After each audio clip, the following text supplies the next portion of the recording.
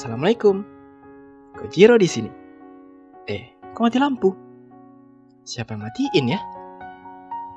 Ini kan mantap hidup lagi.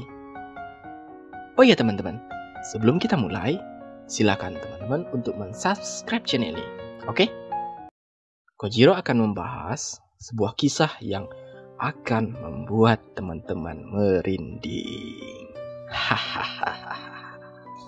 Sebuah kisah dari tempat nun jauh di sana. Lihat rumah itu? Awalnya, rumah itu adalah rumah biasa yang ditinggali oleh keluarga kaya raya. Tapi, tahukah teman-teman? Sekarang rumah itu menjadi tujuan wisata para gas hunter. Tentu kita bertanya-tanya kan, bagaimana mungkin rumah yang megah itu bertransformasi menjadi tempat yang sangat menakutkan. Pada tahun 1831, rumah itu dibeli oleh seseorang yang bernama Madame Lalaurie. Ada apa ya? Kenapa kita menjadi berhantu setelah dibeli oleh si Madame itu? Nah, Madame Lalaurie ini lahir pada 19 Maret 1787 di New Orleans, Louisiana, Amerika Serikat. Udah lama ternyata ya teman-teman. Nah, Madame Lalaurie ini memiliki nama asli yaitu Mary Delphine McCarthy. Madame ini lahir dari keluarga yang romantis, harmonis. Ayahnya bernama Bartholomew Louis McCarthy dan ibunya bernama Mary Jenny Lefebvre. Namun, Madame Lalaurie ini dikenal sebagai seorang yang kejam dan membantai budak-budaknya. Mungkin ini yang menjadi penyebab rumah itu berhantu kali ya. Untuk teman-teman ketahui, Madame ini memiliki 3 orang suami. Keren juga dia ya. Suami yang pertama dinikahi si Madame pada 13 Juni 1800. Namanya Don Ramos de Lopez y Anguelo. Namun, pernikahan pertama ini bertahan selama 4 tahun saja teman-teman.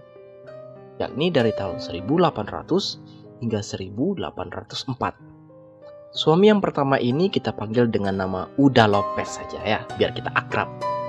Nah, Uda Lopez ini adalah seorang perwira tinggi di kerajaan Spanyol. Wah, pintar juga nih si Madam cari suami.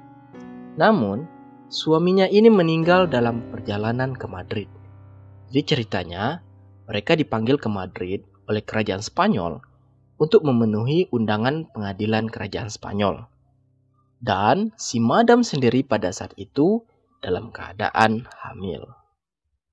Nah, dalam perjalanan meninggallah suaminya ini. Dan beberapa hari setelah Uda Lopez meninggal, si Madam melahirkan anak pertama mereka yang diberi nama Mary Borgia. Anak ini diberi julukan Borquita. Ya, kenapanya? Nggak tahu. Beberapa waktu setelah suaminya meninggal, si Madam ini kembali ke New Orleans dan menjandalah ia selama kurang lebih 4 tahun. Nah, setelah 4 tahun menjanda, si Madam ini menikah lagi dengan seorang banker, pedagang, pengacara, legislator terkemuka rupanya. Wah, hebat kali si Madam ini cari pasangan ya. Nah, nama si suami keduanya ini adalah Jean Blanqui. Dengan suami keduanya ini, si Madam membeli rumah di 409 Street New Orleans, Amerika Serikat. Pernikahan kedua ini, si Madam dikaruniai 4 orang anak. Namun, pernikahan ini kandas kembali setelah 8 atau 9 tahun masa pernikahan. Nah, setelah bercerai dengan suami keduanya, si Madam bercerai dengan waktu yang cukup lama. Maksudnya itu si Madam menjanda dengan cukup waktu lama gitu. Yakni sekitar 9 tahun. Tapi tidak berhenti sampai di situ. Si Madam kembali menikah pada 25 Juni 1825 dengan seorang dokter yang bernama Leonard Louis Nicholas Lalaurie. Nah, bisa kita lihat ternyata nama panggilan si Madam berasal dari suami ketiganya ini. Untuk teman-teman ketahui, ternyata suaminya ini jauh lebih muda dari si madam itu sendiri, teman-teman.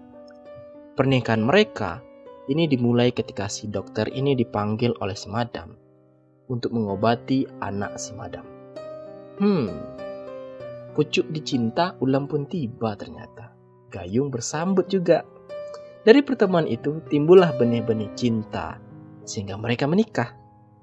Dalam pernikahan ketiga ini, si madam membeli rumah di 1140 Royal Street. Nah, rumah ini yang berhantu saat sekarang ini. Awalnya, pasangan Madam Lalaurie dan suami dikenal oleh tetangga dan masyarakat luas sebagai pasangan yang baik, ramah, ke tetangganya maupun ke budak-budaknya. Jadi dulu itu teman-teman, masih ada tuh budak-budak, tapi sekarang gak ada lagi ya. Jadi, ketika di depan masyarakat luas, si madam ini ke budak-budaknya seperti orang yang sangat baik dan memperhatikan hidup dari budak tersebut. Sehingga sifat kejam si madam ini tidak diketahui dan disadari oleh tetangganya. Jadi ilmu pencitraan ini sudah lama ya ternyata. Kojiro kira baru-baru sekarang aja. Nah, namun pernikahan mereka ini berakhir pada 16 November 1832. Sebelum pencitraan si madam ini terbongkar, sebenarnya mereka pernah diperiksa karena tercium desas-desus dari rumahnya. Itu terjadi penyiksaan terhadap budak-budaknya itu. Karena ada seorang budak perempuan jatuh dari atap dan seperti berusaha lari dan menghindar dari si madam.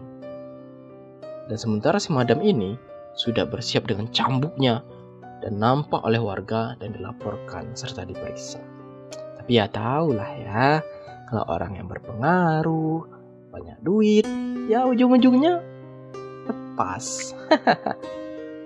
Nah, pada tanggal 11 April 1834 terjadi kebakaran hebat di rumah si madam ini. Pak kata pepatah, sepandai-pandai menyimpan bangkai, yang bau busuknya tercium jua. Mungkin seperti itu. Pada kebakaran ini, petugas banyak yang datang. Petugas itu tidak hanya dari luar saja kan, tapi juga masuk ke dalam rumah. Nah, apesnya bagi si madam itu, ketika petugas masuk, mereka menemukan sebuah ruangan yang dikunci. Karena petugas penasaran, lalu petugas itu mendobrak pintu ruangan. Alangkah terkejutnya si petugas menemukan dan melihat orang yang dijadikan seperti eksperimen. Petugas menemukan budak yang kulitnya sudah terkuliti dengan pola bulat seperti bentuk ulat, teman-teman.